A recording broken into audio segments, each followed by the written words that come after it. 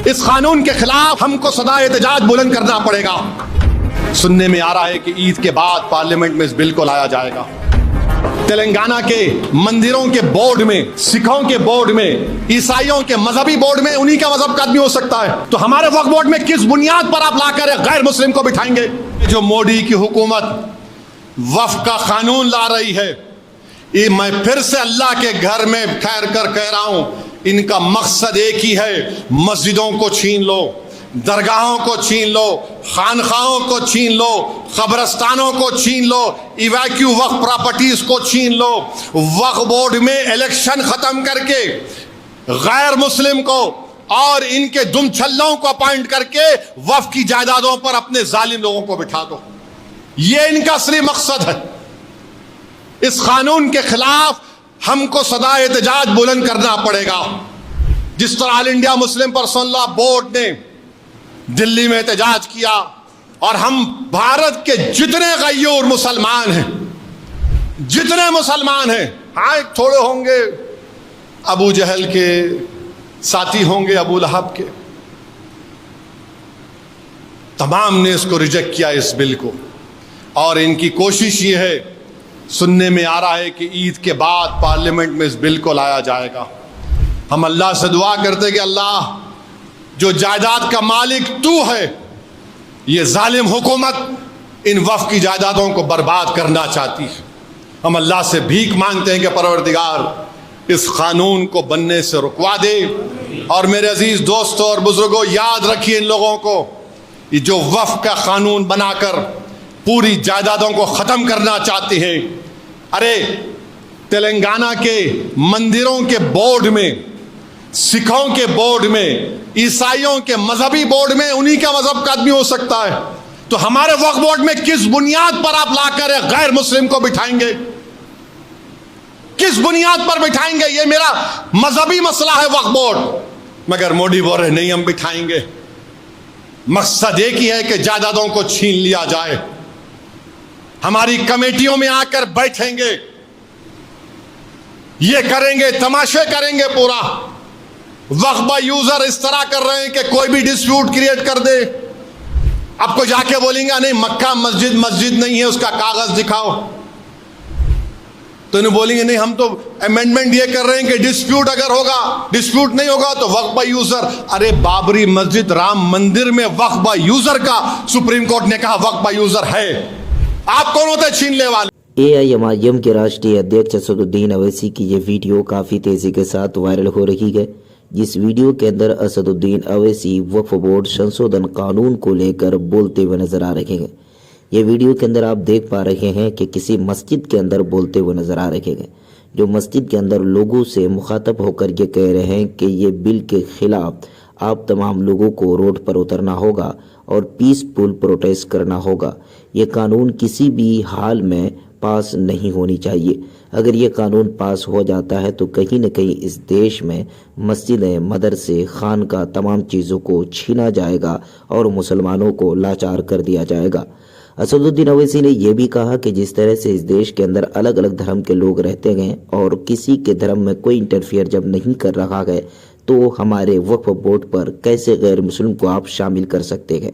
असदुद्दीन अवैसी ने कहा कि ये किसी के बाप की जागीर नहीं है, ये किसी के अपनी खुद की विरासत नहीं है, बल्कि हमारे बड़ों ने, हमारे बुजुर्गों ने गरीबों के लिए, यतीमों के लिए, मस्जिदों के लिए, खानकाहों के लिए, कब्रिस्तानों के लिए डोनेट किया था, वक्फ किया था। और वो वक्फ बोर्ड की ज़मीन कहीं न कहीं भारतीय जनता पार्टी छीनना चाहती है। असदुद्दीन अवैसी ने यह भी कहा कि इस तरह के कानून लाकर कहीं न कहीं इस देश की डेमोक्रेसी को कमज़ोर करने की कोशिश भारतीय जनता पार्टी कर रही है और संविधान का मजाक उड़ा रहे हैं। वहीं पर असदुद्दीन अवैसी ने कहा कि बीजेपी पहली बार नहीं बल्कि इससे पहले भी कई ऐसे कानून लेकर आए हैं जो कहीं न कहीं लोगों के हित में नहीं थी, फिर उसके बाद उनको वापस लेना पड़ा। इसलिए असदुद्दीन अवैसी ने तमाम मुसलमानों से और सेकुलर पसंद लोगों से ये कहा कि ये बिल के खिलाफ तमाम लोगों को रोड पर उतरना होगा और ये बिल किसी भी हाल में पास होने नहीं चाहिए। ये जो मोदी की हुकूमत वक्फ का कानून ला रही है, ये मैं फिर से अल्लाह के घर में ठहर कर कह रहा हूं, इनका मकसद एक ही है, मस्जिदों को छीन लो, दरगाहों को छीन लो, खानखाहों को छीन लो, कब्रस्तानों को छीन लो, इवैक्यू वक्फ प्रॉपर्टीज को छीन लो, वक्फ बोर्ड में इलेक्शन खत्म करके गैर मुस्लिम को और इनके दुमछल्लों को अपॉइंट करके वक्फ की जायदादों पर अपने जालिम लोगों को बिठा दो। यह इनका असली मकसद है। इस कानून के खिलाफ हमको सदा एहतजाज बुलंद करना पड़ेगा। जिस तरह all India Muslim personal law board ने दिल्ली में एहतजाज किया, और हम भारत के जितने गय्यूर मुसलमान हैं, जितने मुसलमान हैं, हाँ थोड़े होंगे अबू जहल के साथी, होंगे अबू लहब के, तमाम ने इसको रिजेक्ट किया इस बिल को। और इनकी कोशिश ये है, सुनने में आ रहा है कि ईद के बाद पार्लियामेंट में इस बिल को लाया जाएगा। हम अल्लाह से दुआ करते हैं कि अल्लाह, जो जायदाद का मालिक तू है, ये जालिम हुकूमत इन वक्फ की जायदादों को बर्बाद करना चाहती है। हम अल्लाह से भीख मांगते हैं कि परवरदिगार इस कानून को बनने से रुकवा दे। और मेरे अजीज दोस्तों और बुजुर्गों, याद रखिए इन लोगों को, ये जो वक्फ का कानून बनाकर पूरी जायदादों को खत्म करना चाहते हैं, अरे तेलंगाना के मंदिरों के बोर्ड में, सिखों के बोर्ड में, ईसाइयों के मजहबी बोर्ड में उन्हीं का मजहब का आदमी हो सकता है, तो हमारे वक्फ बोर्ड में किस बुनियाद पर आप लाकर गैर मुस्लिम को बिठाएंगे? किस बुनियाद पर बिठाएंगे? ये मेरा मजहबी मसला है वक्फ बोर्ड। मगर मोदी बोल रहे नहीं, हम बिठाएंगे।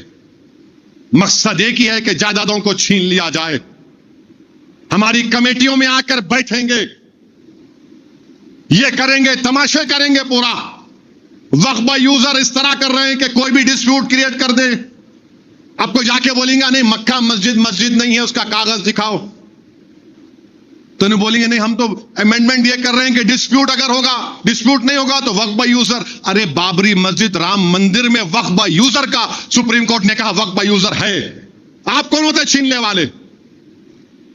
एक एक कानून ऐसा बना रहे हैं कि हमारी जायदादों को छीन लिया जाए, मस्जिदों को छीन लिया जाए। ट्रिपल तलाक का गलत कानून बनाया, CAA का कानून मजहब की बुनियाद पे बनाया, अब यूनिफॉर्म सिविल कोड बनाना चाहते, यूनिफॉर्म सिविल कोड बनाना चाहते। मेरे अजीज दोस्तों और बुजुर्गों, मेरी आपसे एक ही गुजारिश है कि मुत्तहिद रहिए, अपने इत्तेहाद को मजबूत रखिए। जो ताकतें आपके इत्तेहाद को कमजोर करना चाहती हैं उनको दूर रखिए, जमात को मजबूत करिए। यह इनफरादियत, शख्सियत कोई चीज नहीं है। मजलिस इत्तेहादुल मुस्लिमीन आपकी जमात है। सालों से मजलिस इत्तेहादुल मुस्लिमीन अवाम की खिदमत करती आई है, और इन तमाम लोगों को एक ही चीज तकलीफ देती है कि आखिर क्या बात है कि केरल में मुस्लिम लीग और सरजमीन दखन पर मजलिस इत्तेहादुल मुस्लिमीन है, कैसे उनको रोका जाए। जिस तरह हमारे मुल्क के दीगर रियासतों में हमको तकालीफ का सामना करना पड़ रहा है,